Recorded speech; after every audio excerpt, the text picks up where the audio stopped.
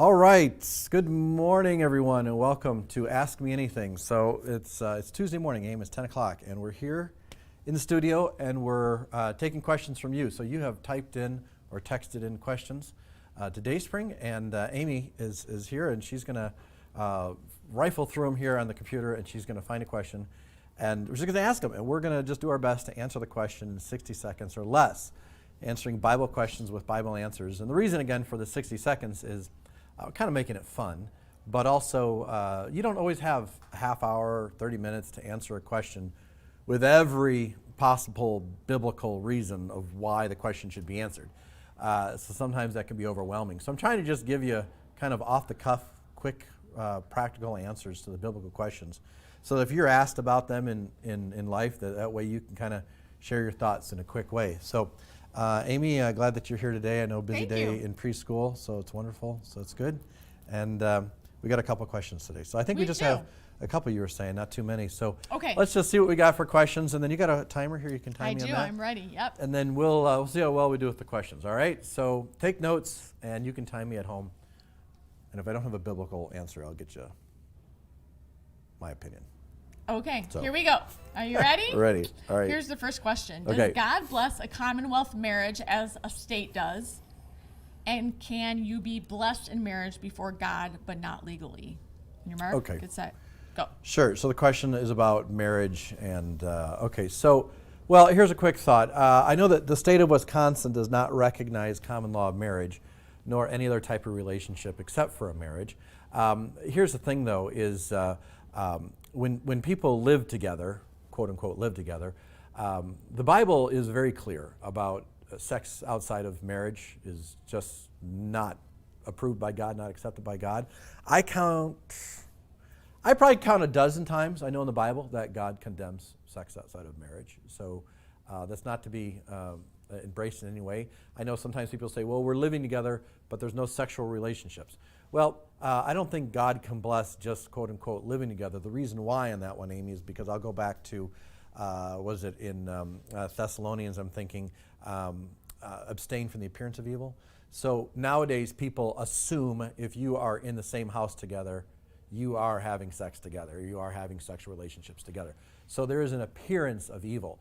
So even if you were saying, well, we're not, the appearance of evil is more powerful than anything else. I wouldn't do it just for the appearance of evil.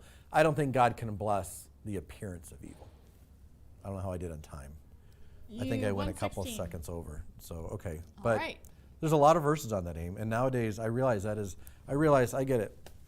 That is so countercultural to today. Everyone just lives with each other, and it's kind of like almost, well, it is. It's accepted nowadays. Just because the world accepts it doesn't mean that it's right, okay? And I would just still stick to biblical principles on that and forget finding the loopholes for commonwealth marriage and stuff like that.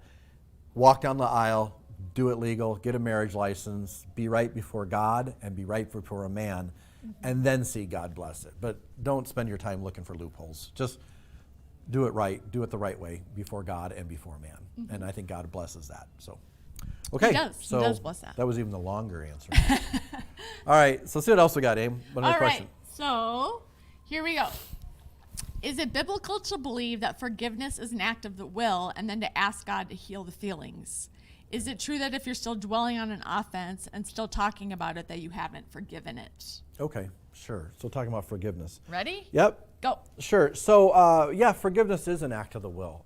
It's something that you have to make a choice to do.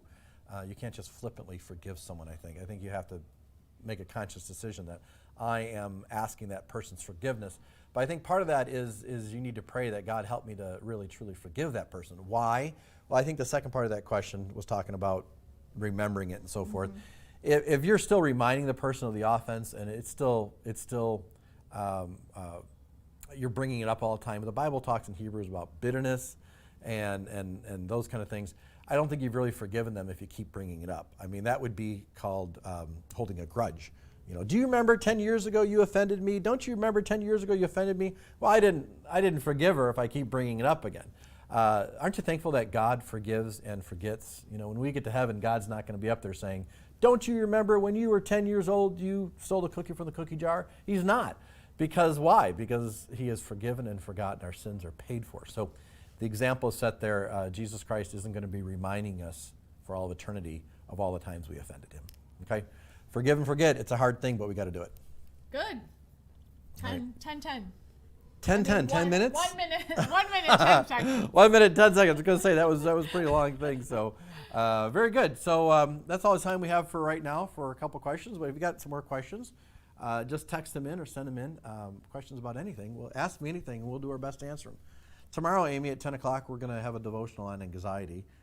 Part of dealing with anxiety is just a lot of times just a frustration, kind of being quarantined in, and a lot of our emotions kind of get out of whack. And we get angry with people, we get upset. We have a shorter fuse right now than normal because things aren't normal. So I think we'll need to talk tomorrow when we talk about our anxiety devotional, just about really having the right approach to dealing with other people and keeping that in check, that I'm not going to lose my cool in this time. So That'll be good. We'll look forward to it. See you tomorrow. very good. Have a great day, everybody. See you guys tomorrow at 10 o'clock.